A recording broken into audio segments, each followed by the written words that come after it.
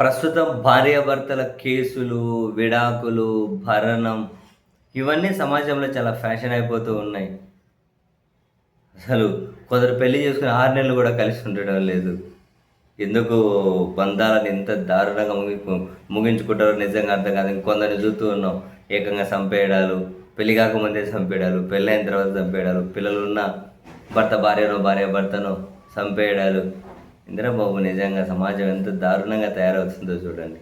ఇవన్నీ regular fashion అయిపోతూ ఉన్నాయి. మనకు రోజు నిత్య వార్తలు కనిపిస్తూ ఉంటాయి. దీనికి సంబంధించిన విజయం అంటే ఏదో ఒక అంశం. అయితే ఈ విడాకులు, భరణం అనేది కూడా, విడాకుల తర్వాత భార్యకు భరణం ఇవ్వాలి. ఇది కూడా చాలా పెద్ద సబ్జెక్టు దేశంలో. ఈ క్రమంలో కర్ణాటక హైకోర్టు జస్టిస్ సుమలత గారు ఒక కీలక తీర్పు వెలువరించారు. భర్త కంటే భార్య ఎక్కువ సంపాదిస్తే భరణం ఇవ్వాల్సిన అవసరం లేదు అని చెప్పి ఆమె ఒక స్పష్టమైన ఆదేశాలు కర్ణాటక హైకోర్టు నుండి వెలువరిస్తూ, కింది కోర్టులు దీన్ని పరిగణలోకి తీసుకోవాలి, ఫ్యామిలీ కోర్టులు దీన్ని పరిగణలోకి తీసుకోవాలి.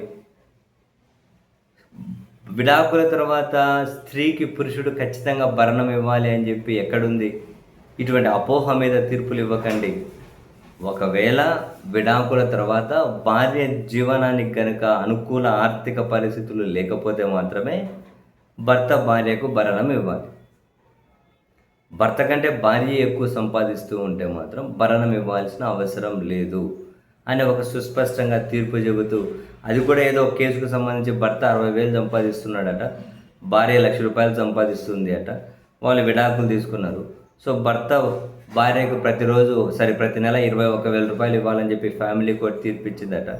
దాన్ని భర్త కర్ణాటక హైకోర్టులో ఛాలెంజ్ చేశారు.